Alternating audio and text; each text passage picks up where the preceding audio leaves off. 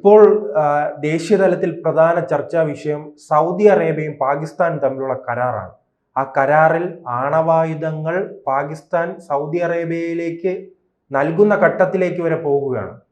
ഇത് പാകിസ്ഥാന്റെ സമീപ രാജ്യങ്ങൾ, അതോടൊപ്പം തന്നെ സൗദി അറേബ്യയുടെ ശത്രുക്കൾ എല്ലാവർക്കും വലിയ പ്രതിസന്ധി ഉണ്ടാക്കില്ലേ? തീർച്ചയായിട്ടും ഇത് പ്രതിസന്ധി ഉണ്ടാക്കാൻ പോകുന്നത് പാകിസ്ഥാനും സൗദിയുടെ ശത്രു പോലെ പെരുമാറുന്ന ഇറാൻ ഉൾപ്പെടെയുള്ള രാഷ്ട്രങ്ങൾക്കാണ്. പലപ്പോഴും സൗദിയുമായിട്ട് ദ്വന്ദ്വ യുദ്ധത്തിന് ഇറങ്ങിയിട്ടുള്ള ആളാണ് ഇറാൻ. ഇറാൻ ഇതുവരെ ആണവായുധം കിട്ടിയിട്ടില്ല. അപ്പോൾ പാകിസ്ഥാൻ വഴി സൗദിക്ക് ആണവായുധം കിട്ടുകയാണെങ്കിൽ ഏറ്റവും കൂടുതൽ പ്രകോപിക്കപ്പെടുക ഇറാനായിരിക്കും.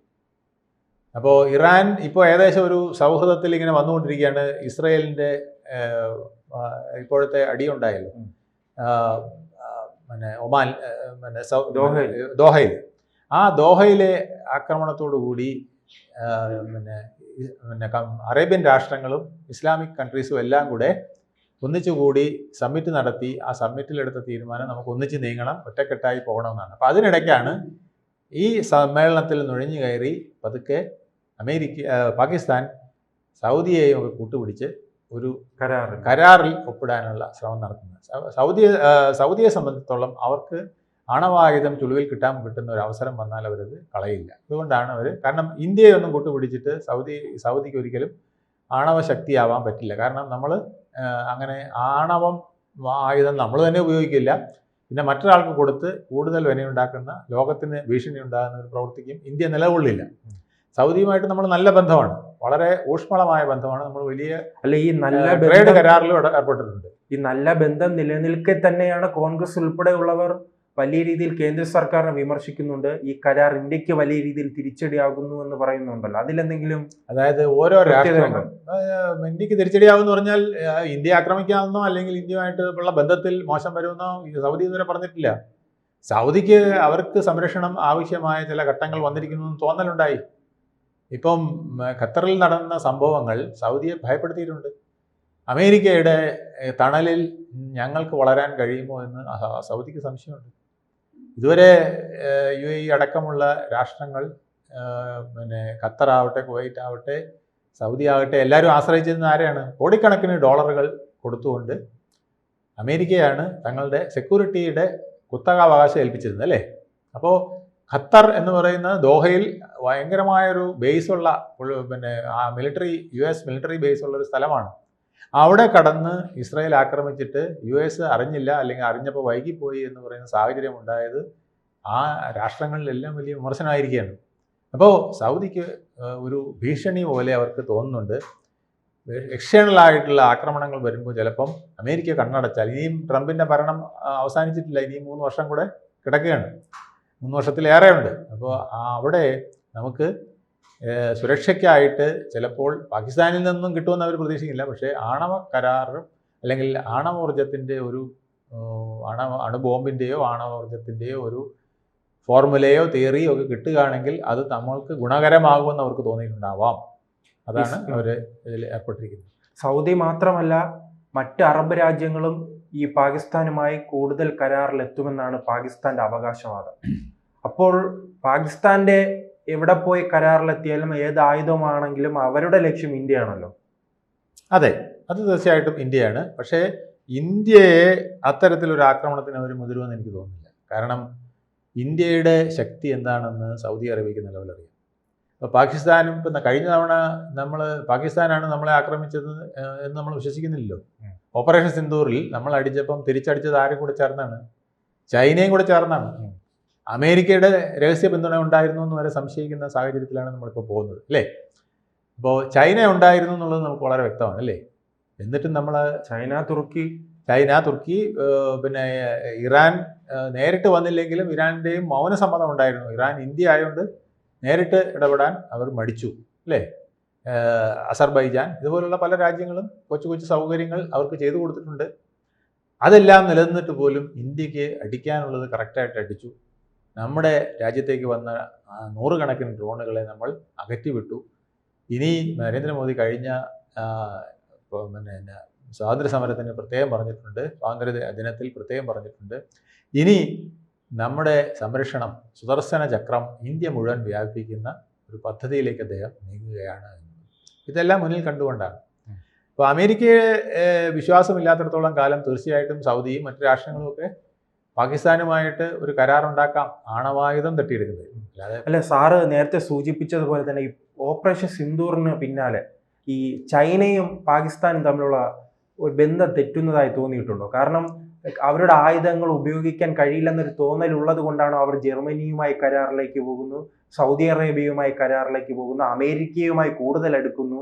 കാരണം ഇനി ചൈനയെ നോക്കിക്കൊണ്ടിരുന്നാൽ തങ്ങളുടെ എന്നും ജീവിതത്തിൽ മുഴുവൻ ഇത്തരം അടിവാങ്ങി ജീവിക്കേണ്ടി വരുമെന്ന് ചിന്ത ഉള്ളത് കൊണ്ടായിരിക്കുന്നു. അല്ല, ചൈനയ്ക്ക് ഒരു കാര്യമുണ്ട്, അടിപ്പിക്കുകയല്ലാതെ അടിക്കാൻ അവർ വരില്ല. അപ്പൊ നമ്മുടെ അടിക്കാൻ കൊടുത്ത ആയുധം അവർക്ക് പരീക്ഷിക്കാനുള്ളൊരു പരീക്ഷണശാല മാത്രമായിരുന്നു എന്നുള്ളത് പാകിസ്ഥാനും മനസ്സിലായിട്ടുണ്ട്, ലോകരാഷ്ട്രങ്ങളും മനസ്സിലായി. തങ്ങളുടെ ചില ആയുധങ്ങൾ ഒന്ന് പരീക്ഷിച്ച് നോക്കാനുള്ള ഒരു കേന്ദ്രമായിട്ടാണ് അവർ കണ്ടത്. അത് പകുതി പ്രശ്നം പാകിസ്ഥാന്റെ കയ്യിലാണെന്നാണ് പറയുന്നത്. കാരണം ഇത് ഓപ്പറേറ്റ് ചെയ്യാനായിട്ട് അവർക്കറിയില്ല. ചൈനീസ് ചില എക്സ്പേർട്ടുകളൊക്കെ അവിടെ വന്നെങ്കിൽ പോലും ഇത് ബേസിക്കലായിട്ട് ഓപ്പറേറ്റ് ചെയ്യേണ്ടത് അവരുടെ കടമയാണ്. അതിനവർക്ക് കഴിഞ്ഞില്ല എന്നുള്ളതും ഒരു സത്യമാണെന്നാണ് പറയുന്നത്. എന്തായാലും ചൈനയുടെ സഹകരണത്തിൽ അവർക്ക് വിശ്വാസമില്ല. പിന്നെ ചൈനയെ ഒരിക്കൽ ഒരു കരാറിൽ ഇടപെട്ടാൽ എല്ലാവർക്കും മനസ്സിലാവും ചൈന വിശ്വസിക്കാൻ കൊള്ളാത്ത രാഷ്ട്രമാണ്. അവരേത് പദ്ധതിയുമായി മുന്നോട്ട് നീങ്ങുന്നു അതിൻ്റെ അർത്ഥം അതിൻ്റെ പിന്നിൽ ആ രാജ്യത്തെ കുഴപ്പത്തിലാക്കിയിട്ട് അവിടുത്തെ സമ്പത്ത് മുഴുവൻ, ഒന്നുകിൽ സാമ്പത്തിക രംഗത്തുള്ളത് അല്ലെങ്കിൽ ധാതു സമ്പത്ത് ഏതെങ്കിലും അടിച്ചു മാറ്റാനുള്ളൊരു ശ്രമമായിരിക്കും എന്നുള്ളത് എല്ലാവർക്കും അറിയാം. അതുകൊണ്ട് ചൈനയെ ഇപ്പോൾ പാകിസ്ഥാൻ അത്രയും വിശ്വസിക്കുന്നില്ല. അതിനിടയ്ക്ക് ട്രംപ് ഇന്ത്യ ട്രേഡ് റിലേഷൻസിൽ ഒന്ന് അകന്നു എന്ന് തോന്നിയപ്പം അസീം മുനീറിനെ കയ്യിലെടുക്കുകയും അദ്ദേഹവുമായിട്ട് കൂടുതൽ അടുക്കുകയും ഒക്കെ ചെയ്തപ്പോൾ ചൈനയും അകന്നു. പാകിസ്ഥാൻ അകന്നു മാത്രമല്ല, ചൈനയും പാകിസ്ഥാനും ഇന്നിപ്പോൾ അകന്നിരിക്കുകയാണ്. ചൈനയ്ക്കൊരു ശത്രു രാജ്യം പോലെയാണ് ഇപ്പോൾ ചൈന. കാരണം ചൈനയ്ക്ക് പാകിസ്ഥാൻ ഇപ്പോൾ ഒരു ശത്രു രാജ്യം പോലെയാണ്. കാരണം അവരുടെ നാട്ടിൽ ഒരു ബേസ് US വന്നു കഴിഞ്ഞാൽ അത് ഏറ്റവും നിയറസ്റ്റ് ആയിട്ട് ചൈനയ്ക്കൊരു ഭീഷണിയാണ്. പണ്ട് അഫ്ഗാനിൽ ഇരുന്നത് പോലും അത്രയും ഭീഷണിയല്ലായിരുന്നു, പക്ഷേ ഇതിനേക്കാൾ ഭീഷണിയായിട്ടാണ് ചൈന കാണുന്നത്. അപ്പോൾ ഈ സൗദി അറേബ്യയും ഈ ഇസ്രായേലിനെ ഭയപ്പെടുകയാണ്. അതുകൊണ്ടായിരിക്കുമോ ഈ പാകിസ്ഥാൻ എന്ന ഭീകരവാദ രാജ്യവുമായി കരാറിലെത്തേണ്ട അവസ്ഥയിലേക്ക് വന്നത്? അതോടൊപ്പം തന്നെ ഈ വലിയ സൗദി അറേബ്യയുമായി വലിയ സൗഹൃദം സൂക്ഷിക്കുന്ന ഒരു രാജ്യമാണ് അമേരിക്ക. അതിന് അമേരിക്ക ഉണ്ടായിട്ട് പോലും എന്തുകൊണ്ട് ഈ പാകിസ്ഥാനുമായി ഒരു കരാറിൽ ഏർപ്പെടുന്നു? അമേരിക്കയും പാകിസ്ഥാനുമായിട്ട് സഖ്യത്തിലാണല്ലോ. അപ്പോൾ തീർച്ചയായിട്ടും ആ സഖ്യകക്ഷിയും തമ്മിലുള്ള ഒരു ബന്ധം നിലനിൽക്കുകയല്ലേ. അപ്പോൾ പാകിസ്ഥാനെ അകറ്റി നിർത്താനായിട്ട് അമേരിക്ക പറയേണ്ട ആവശ്യമില്ല ഇപ്പം. അത് മാത്രമല്ല, അമേരിക്ക ഒരിക്കലും പറയുകയില്ല. കാരണം ഇന്ത്യക്കെതിരായിട്ടൊരു സാധനം ഇന്ത്യക്ക് അടുത്ത് വേണം, അത് ബംഗ്ലാദേശിനേക്കാൾ നല്ലത് പാകിസ്ഥാനാണെന്നാണ് അമേരിക്കയുടെ നിഗമനം. ശ്രീലങ്കയെക്കാൾ നല്ലതും പാകിസ്ഥാനാണ്, നേപ്പാളിനേക്കാൾ നല്ലതും പാകിസ്ഥാനാണെന്നുള്ളതാണ് അവരുടെ നിഗമനം. കാരണം പക്ഷേ നിതാന്ത ശത്രുതയിൽ ഇങ്ങനെ പ്രവർത്തിക്കാൻ പാകിസ്ഥാനാണ് ഇന്ത്യക്കെതിരെ കഴിയുക. പക്ഷേ ഇറാനെയല്ലേ പാകിസ്ഥാൻ പലപ്പോഴും ചതിക്കുന്നത്? അതെ, ഇറാന്റെ ബലൂചിസ്ഥാൻ, അതാണ് ഞാൻ മുമ്പ് പല പ്രാവശ്യം പറഞ്ഞു, നരേന്ദ്രമോദി സർക്കാർ വേണ്ട വിധത്തിൽ ഇടപെട്ട് കഴിഞ്ഞാൽ പാകിസ്ഥാനെ മൂന്നായിട്ട് വിഭജിച്ച് ചിന്താൻ പറ്റും. അത് ഒന്ന്, ഇറാനുമായിട്ടൊരു സന്ധി ഉണ്ടാക്കി കഴിഞ്ഞാൽ ഇറാനോട് പറയുകയാണ് അമേരിക്ക ബലൂചിസ്ഥാനിലൊരു ബേസ് ഉണ്ടാക്കുകയാണെങ്കിൽ അത് നിങ്ങൾക്കാണ് ദോഷമെന്ന് അവർക്ക് തന്നെ അറിയാം, അതിന് ഞങ്ങൾ സപ്പോർട്ടും കൂടെ തരുമെന്ന് പറഞ്ഞു കഴിഞ്ഞാൽ ആ നിമിഷം ബലൂചിസ്ഥാൻ കൊണ്ടുപോകാൻ ഇറാൻ തയ്യാറാണ്. ആ വിധത്തിൽ അവിടെ ഒരു പ്രശ്നം കിടക്കുകയാണ്. അതുപോലെ തന്നെ അഫ്ഗാനിസ്ഥാൻ്റെ ബോർഡർ പസ്തൂൺ ഏരിയ, ആ ഏരിയയിൽ താലിബാനുമായിട്ട് നിരന്തരം താലിബാനും ഇവരുടെ താലിബാനുമായിട്ട് നിരന്തര ആക്രമണം നടക്കുകയാണ്. ആ ആക്രമണത്തിൽ അത് ശരിക്കും പറഞ്ഞാൽ അത് ആ പസ്തൂൺ മേഖലയെ അവർ തീവ്രവാദികളുടെ കോറിഡോർ എന്നാണ് തന്നെയാണ് അറിയപ്പെടുന്നത്. നമ്മുടെ POKയിലുള്ള പോലെ അവിടെയും ബോർഡറിൽ അവർ ഒരുപാട് തീവ്രവാദികളെ കൊണ്ട് സ്ഥാപിച്ചിട്ടുണ്ട്. അവർ അഫ്ഗാനിസ്ഥാനുമായിട്ടും യുദ്ധം നടത്തിക്കൊണ്ടിരിക്കുകയാണ്. അപ്പോൾ അഫ്ഗാനും ഒരു താല്പര്യമുണ്ട് ഈ ഭാഗം, പസ്തൂൺ ഭാഗം പിടിച്ചടക്കണമെന്ന്. പിന്നെ വരുന്നത് POK ആണ്. ഇന്ത്യയും ചൈനയും ഇപ്പോൾ വളരെ നയത്തിലാണ്. POK നമുക്കൊരു പൊതു ഇതായിട്ട് എടുക്കണമെന്ന് പറഞ്ഞാൽ അതിനും സാധ്യത വരുന്ന വിധത്തിലാണ് കാര്യങ്ങൾ പോകുന്നത്. പക്ഷേ ഇന്ത്യ ഗവൺമെൻറ് അത്തരം ഒരു നീക്കം നടത്തി ഒരു തലവേദന ഏറ്റെടുക്കുമോ എന്നുള്ളതാണ് ഇപ്പോൾ നോക്കുന്നത്. കാരണം ഇന്ത്യക്ക് ആവശ്യത്തിലേറെ പ്രശ്നങ്ങളുണ്ട്. ഇന്ത്യയുടെ ആന്തരികമായ പ്രശ്നങ്ങളിലേക്കാൾ നമുക്ക് ശ്രദ്ധിക്കേണ്ടത് ബാഹികമായ പ്രശ്നവും അതുപോലെ തന്നെ നമ്മുടെ നാടിൻ്റെ വികസനത്തിന് നമ്മളൊരു മൂന്നാം സാമ്പത്തിക ശക്തിയായി വരുന്നതിന് നമ്മൾ മറ്റുള്ളവരെ ആക്രമിച്ചുകൊണ്ടിരിക്കുകയോ അല്ലെങ്കിൽ അവരെ ഛിന്നഭിന്നമാക്കാൻ നിൽക്കുകയോ ചെയ്യുന്നതല്ല വേണ്ടത്. നമുക്ക് എക്കണോമിക് പവറായി ഒരു 2030 അല്ലെങ്കിൽ 35 അകം ഒരു മൂന്നാം ശക്തി ലോകശക്തിയായിട്ട് വരണം. ജർമ്മനിയെ കവച്ചു വെച്ചുകൊണ്ട് മുന്നിലെത്തണം എന്നുള്ളതാണ്.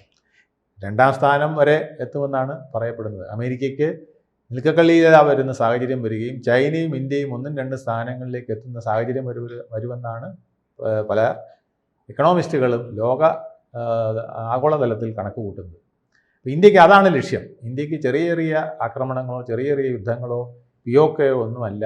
POK നമുക്ക് വേണമെന്നുണ്ട്, പക്ഷേ POK നമ്മളിങ്ങോട്ട് എടുക്കുമ്പോൾ അവിടുത്തെ തീവ്രവാദികൾ ഉൾപ്പെടെയുള്ളവർ നമ്മുടെ ഭാഗമായിട്ട് വരികയും കാശ്മീർ പോലെ വേറൊരു തലവേദന നമ്മൾ POKയിലും നമ്മൾ കൊണ്ട് സൃഷ്ടിക്കുകയും ചെയ്ത് ഇൻറ്റേണലായ പ്രശ്നങ്ങൾ നമുക്ക് രൂക്ഷമാകാനും ഇടയുണ്ട് എന്ന് വാദിക്കുന്നവർ വളരെയധികമുണ്ട്.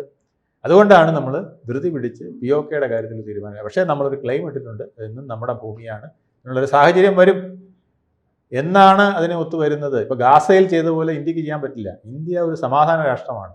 ഇസ്രായേൽ ഗാസയിൽ ചെയ്തത് എന്താണ്? മുഴുവൻ ആളെ അടിച്ച് തുരത്തിക്കൊണ്ട് ആ സ്ഥലം എടുക്കുകയത്. അതുപോലെ POKയിലെ തീവ്രവാദികളെ മുഴുവൻ അടിച്ചോടിച്ച് അതിനോടൊപ്പം കുറേ നിഷ്കളങ്കരായ മനുഷ്യരെയും കൊന്നുകൊണ്ട് നമുക്ക് അങ്ങനെ ഒരു രക്ത പോരാട്ടത്തിലൂടെ POK പിടിച്ചടക്കുന്ന ഒരു ലൈൻ ഇന്ത്യക്കില്ല. അപ്പോൾ ഇന്ത്യ അത് പരുവപ്പെട്ട് വരാനായിട്ട് നിർത്തിയിരിക്കുകയാണ്. എന്തായാലും സൗദി ഇപ്പോൾ പാകിസ്ഥാനുമായി വെച്ചിരിക്കുന്ന കരാർ ഇന്ന് ഇന്ത്യക്ക് ഭീഷണിയല്ല. കാരണം സൗദി നമ്മളുമായിട്ട് നല്ല ബന്ധത്തിലുള്ള ഒരു രാഷ്ട്രമാണ്. സൗദിക്കറിയാം ഇന്ത്യയെ ആക്രമിച്ചാൽ അവർ ശക്തമായി തിരിച്ചടിക്കും. അതിനുള്ള സംവിധാനം ഇന്ത്യക്കുണ്ടായി. ഇന്ത്യയെ വെല്ലുവിളിക്കാൻ ഇന്ന് അപൂർവ രാഷ്ട്രങ്ങളെ ഇന്ന് ധൈര്യപ്പെടുകയുള്ളൂ. അത് അമേരിക്കയോ റഷ്യയോ ചൈനയോ ഒക്കെ ആയിരിക്കും. അത് കഴിഞ്ഞ് വേറൊരു രാഷ്ട്രത്തിന് നമ്മളെ സൈനികമായിട്ട് പോലും വെല്ലുവിളിക്കാനുള്ള ധൈര്യം ഇന്നില്ല എന്നുള്ളതാണ് സത്യം. അതുകൊണ്ട് ഇന്ത്യക്ക് ഭയക്കേണ്ട കാര്യം ഒരിക്കലുമില്ല.